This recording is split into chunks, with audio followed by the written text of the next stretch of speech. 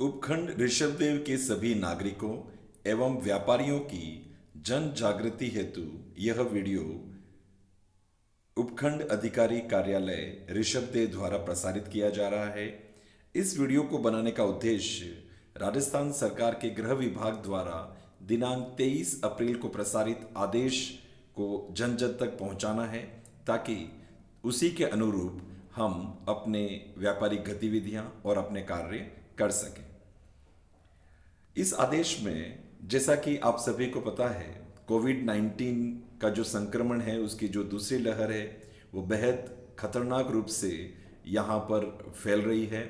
ऋषभदेव उपखंड में भी लगातार कोविड-19 के केसेस हमारे सामने आ रहे हैं। ऐसी स्थिति में इस महामारी के प्रसार की श्रृंखला को प्रभावी ढंग से तोड़ना बहुत आवश्यक है। राजस्थान सरकार ने इस हेतु जो दिशा निर्देश जारी किए हैं, उसमें आप सभी जनता का सहयोग अपेक्षित है। जैसा कि आप सभी को पता है कि दिनांक 18/4 के आदेश से दिनांक 19 अप्रैल से जन अनुशासन पखवाड़ा लागू किया गया है। जन अनुशासन से मतलब है कि कोविड के इस घातक बीमारी को देखते हुए जनता स्वयं अपने आप पर कुछ पाबंदियां लगाएं, ताकि हम अपनी व्यापारिक गतिविधियों के साथ साथ इस कोविड-19 के प्रसार को बहुत प्रभावी ढंग से रोक पाएं। 23 तारीख के आदेश में सबसे पहले तो बिंदु 1 में बताया गया है कि पहले जो विभागों को खोलने की अनुमति दी गई थी, उनमें कुछ विभाग और जोड़े गए हैं। वन और वन्यजीव, आयुर्वेदिक विभाग, पशुपालन विभाग, सूचना एवं प्रौद्योगिकी विभाग को भी सम्मिलित किया गया है और उनके लिए समय 4:30 बजे तक रखा जा रहा है। बाकी सारे कार्यालय पूर्णतया बंद रहेंगे। यदि किसी को कार्यालय खोलने की आवश्यकता है तो जिला कलेक्टर की अनुमति से ही कर पाएंगे। जो भी कार्यालय खुलेंगे वहां पर बैठने के लिए 2 गज की दूरी अवश्य रहे, और यदि बाकी कार्मिकों की आवश्यकता नहीं है तो उनको वर्क फ्रॉम होम की सुविधा दी जा सकेगी। बिंदु 4 में बताया गया है कि यदि किसी कार्यालय में कोई कोविड पॉजिटिव आज आता है या फिर संक्रमण की संभावना दिखाई जाती है, तो कार्यालय अध्यक्ष कार्यालय कक्ष को 72 घंटे के लिए बंद किया जा सकता है। बिंदु 5 में बताया है ई मित्र और आधार केंद्र को खोलने की अनुमति दी जाती है। इस दौरान ई मित्र और आधार केंद्र अपने निर्धारित समय पे खोलेंगे, लेकिन वहां पर भी वो जो लोग आ रहे हैं, जनता जो आ रही है, उसको निश्चित दूरी पर कोविड की जो बाकी जो गाइडलाइन है उसका अक्षरशः पालन सुनिश्चित करना चाहिए आधार केंद्र को के संचालक को। बिंदु 6 में आपको बताया है कि बैंक, बीमा, माइक्रो फाइनेंस इंस्टीट्यूट जो कि आम जन के लिए अनिवार्य सेवाओं में हैं, उनको प्रातः 10 बजे से दोपहर 2 बजे तक संचालित करने की अनुमति है। जहां तक संभव हो, उक्त संस्थाओं द्वारा भी कम से कम कार्मिकों को कार्यस्थल पर बुलाया जाए। वहाँ की सुविधा को देखकर कितना ओपन स्पेस है, उसी के अनुसार वहाँ बुलाया जाए और अपनी जो गतिविधि है वो बिल्कुल कोविड-19 के गाइडलाइन के अनुसार की जाए, ताकि संक्रमण का खतरा कम से कम हो।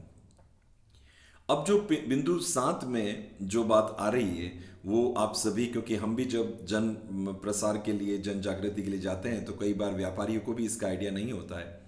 तो यहाँ पर आपको बताया गया है 6 अलग अलग वर्गों में बांट रखी हैं दुकानों को, और कब कब क्या क्या गतिविधि किस समय के दौरान की जाएगी वो यहाँ पर दे रखी है। ये आप सभी के लिए जानना बहुत जरूरी है। क्रम संख्या 1 में वे दुकानें जहाँ खाद्य पदार्थ, किराने का सामान, आटा चक्की से संबंधित खुदरा, रिटेल या होलसेल की दुकानें हैं, वो सोमवार से शुक्रवार यानी कि सप्ताह में 5 दिन, सोमवार से शुक्रवार प्रातः 6 से 11 बजे तक खुल सकेंगी। बिंदु 2 संख्या में आपको बताया है कि पशु चारा से संबंधित जो खुदरा और थोक दुकानें हैं, रिटेल और होलसेल की दुकानें हैं जो पशु चारा से संबंधित हैं, वे भी इन्हीं 5 दिन, सोमवार से शुक्रवार 6 से 11 बजे तक खुल पाएंगी।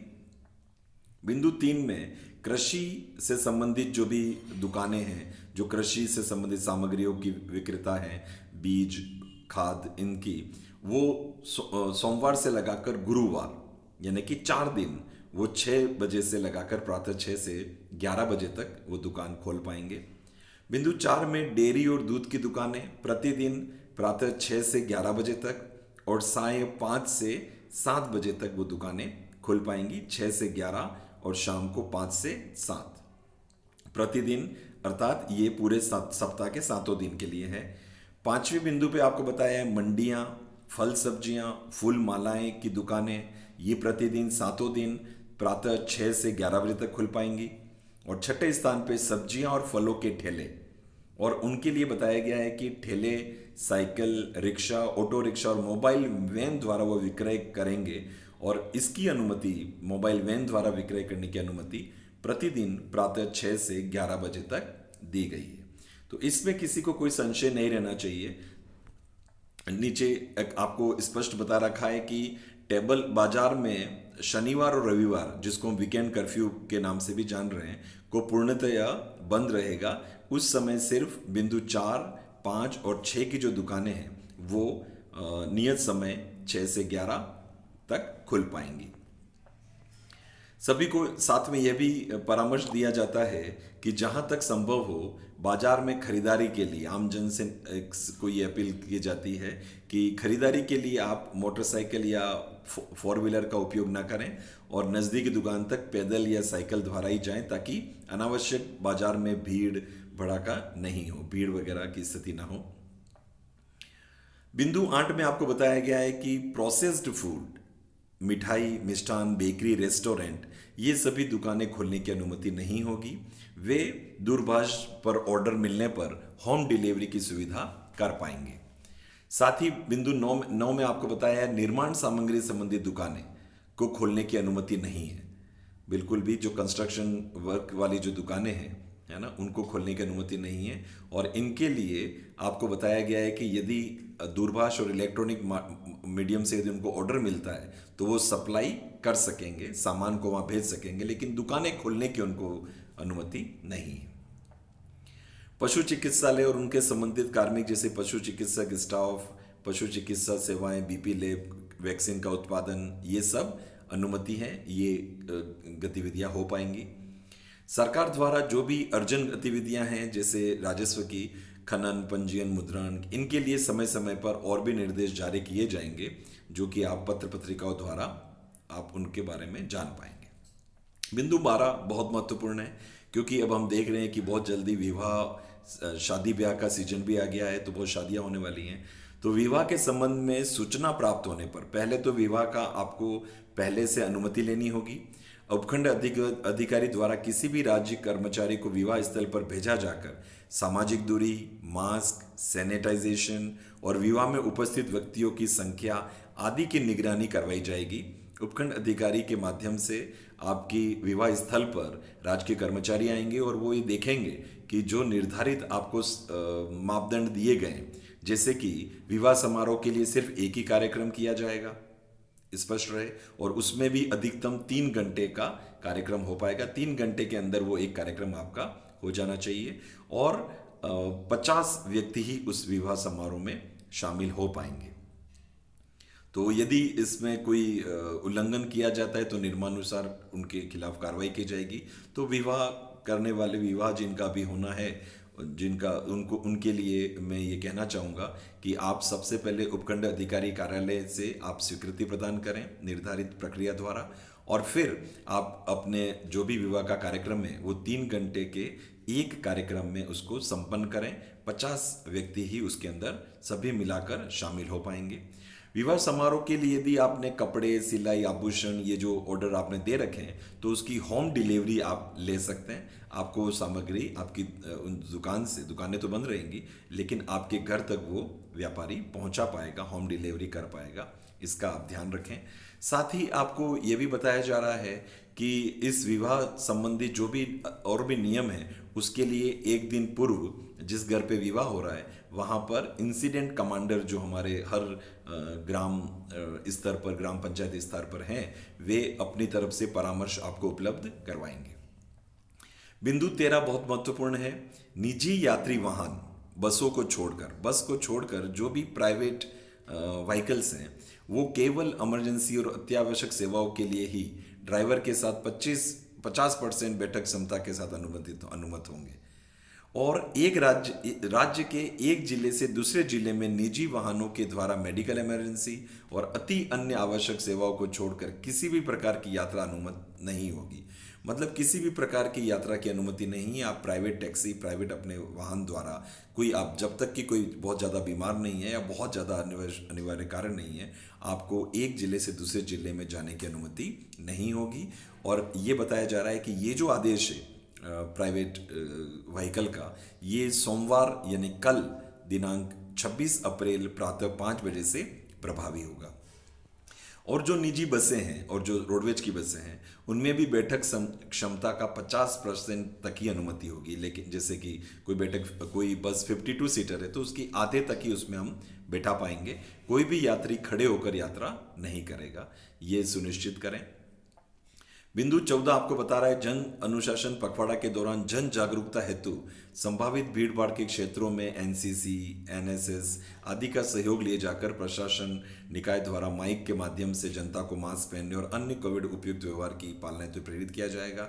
इस हेतु ही यह वीडियो भी बनाया जा रहा है। उपखंड अधिकारी कार्यालय ऋषभदेव ने इस हेतु 3 दलों का गठन किया है और ये दल भी अलग अलग पंचायतों में जाकर लगातार जन जागृति का कार्य कर रहे हैं। 15वां बिंदु जो बताता है वो ये है कि सार्वजनिक परिवहन, माल ढुलाई और अन्य के लिए पेट्रोल, डीजल और सीएनजी गैस की जो रिटेल और होलसेल की जो अनुमति होगी, वह रिटेल और होलसेल के लिए तो अनुमति होगी, लेकिन निजी वाहन के लिए यदि आपकी प्राइवेट कार है तो उसके लिए आपको 7 से 12 का समय ही होगा, तभी आप पेट्रोल, डीजल या एलपीजी की सेवा ले पाएंगे। जो सार्वजनिक वाहन हैं, जो ट्रांसपोर्ट के हैं, उनके लिए अनुमति सारे दिन रहेगी, लेकिन प्राइवेट कार वाहनों के लिए यह अनुमति प्रातः 7 से 12 के अंदर रहेगी। 16वां बिंदु बता रखा है कि प्रत्येक सप्ताह के शुक्रवार साय 6 बजे से सोमवार प्रातः 5 बजे तक पूर्ण रूप से वीकेंड कर्फ्यू रहेगा, जिसमें अनुमत गतिविधियां जैसे अत्यावश्यक सेवाएं, अस्पताल आने जाने, बैंकिंग सेवाएं, टीकाकरण, औद्योगिक गतिविधियां, निर्माण संबंधित गतिविधियां, airport, railway station, bus station आने जाने की व्यवस्था रहेगी। इसके अलावा अन्य सभी तरह के आवागमन बंद रहेंगे। अत्यावश्यक कार्य होने से ही घरों के बाहर निकलें और वीकेंड कर्फ्यू का पालन करें। इसके साथ ही आपको बताया गया है कि ये यदि दिशा निर्देश आप कोई व्यक्ति पालन नहीं करता है तो उसके खिलाफ आईपीसी की धारा 188, आपदा प्रबंधन अधिनियम 2005 की धारा 51 से 60 और राजस्थान महामारी अधिनियम 2020 के प्रावधानों के अंतर्गत कार्रवाई की जा सकती है। तो आप इस बारे में पहले से सचेत रहें। सभी नो मास्क और नो मूवमेंट की सख्ती से पालन करें कि बिना मास्क के किसी भी तरह से रोड पर बाहर कोई भी व्यक्ति दिखना नहीं चाहिए। कोई मूवमेंट बिना मास्क के नहीं होना चाहिए। तो ये सारी आपको बताया गया है। अन्य भी समय समय पे जो भी आदेश जारी किए जाएंगे वो हम आप तक पहुंचाएंगे। यह आदेश जो अभी बताया है वो दिनांक 25 अप्रैल यानी कि आज प्रातः 6 बजे से अब प्रातः 5 बजे से प्रभावी होगा। तो ये हमारा उद्देश्य था कि उपखंड ऋषभदेव के सारे नागरिक और व्यापारियों को हम इस माध्यम से बता पाएं कि किस तरह से गृह विभाग का जो आदेश है वो हमारे यहाँ पर लागू किया जाएगा। यदि व्याख्या में किसी तरह की कोई कमी रहती है तो जो भी लिखित ये आदेश है उसको ही सर्वोपरि माना जाएगा। प्यारे ऋषभदेव के सारे नागरिक बंधुओं, जैसा कि मैं एक बार अपनी तरफ से व्यक्तिगत रूप से भी आपसे कहना चाहूँगा कि ऋषभदेव एक बहुत तेजी से कोरोना संक्रमण का स्थल बनता जा रहा है। यहाँ पर जब मैं इससे जुड़ा हूँ तो मैं देखता हूँ कि कई तरह की शिकायतें आती हैं। आए दिन ये पता चलता है कि जो कोविड पॉजिटिव हैं, उनके क्लोज रिलेटिव हैं, वो लोग भी बाहर घूम रहे हैं। तो ये जो गतिविधियां हैं उससे मैं आपको कहना चाहूँगा कि न सिर्फ हम अपनी खुद की जान को खतरे में डाल रहे हैं, बल्कि हमारे जो प्रिय लोग हैं, हमारे जो प्रियजन, हमारे परिवारजन हैं, हम उनकी जान को भी खतरे में डाल रहे हैं। आज की जो स्थिति है वो आप सभी जानते हैं कि पूरे भारत में जो स्वास्थ्य सेवाओं पर जो प्रेशर आ रहा है, लोग लगभग 3 लाख से ऊपर केसेस डेली आ रहे हैं। ऋषभदेव के अंदर भी कल ही 63 केसेस आए। तो इतने केसेस जब डेली आते हैं तो स्वास्थ्य सुविधाओं पर बहुत तेजी से दबाव पड़ता है और सभी व्यक्तियों को स्वास्थ्य सुविधाएं नहीं मिल पाती हैं। हाँ, 85% से ज़्यादा लोग इसमें बहुत अच्छे से रिकवर भी हो जाते हैं, लेकिन वो जो लोग हैं वो बहुत तेज़ी से, हर व्यक्ति कम से कम 15 से 20 लोगों को कोविड संक्रमित करता है। तो मैं आप सभी से ये व्यक्तिगत तौर पे आपसे निवेदन करना चाहूँगा कि आप इस समय का बहुत बहुत सचेत रहकर इस समय को हमको सभी को मिलकर एकजुटता के साथ इसका सामना करना है, ताकि हम अपने ऋषभदेव में हम चाहते हैं कि कोई केस हमारे यहाँ पर नहीं आए, किसी तरह की कोई भी बीमारी ना हो। इन दिनों में पिछले 1 वर्ष में हमने देखा है कि हमारे बहुत प्रियजन, हमारे क्लोज, हमारे बुजुर्ग, हमारी बहू बेटियां इस कोरोना की लहर के में उनकी क्या कहते हैं, तो मैं ये चाहूँगा कि आप सभी इसका अक्षरशः पालन करें, और भी जो भी नए आदेश आप तक आएंगे वो हम आप तक जरूर पहुंचाएंगे। मैं ये आशा करता हूं कि आप सभी इस आदेश का अक्षरशः पालन करेंगे। बहुत बहुत धन्यवाद।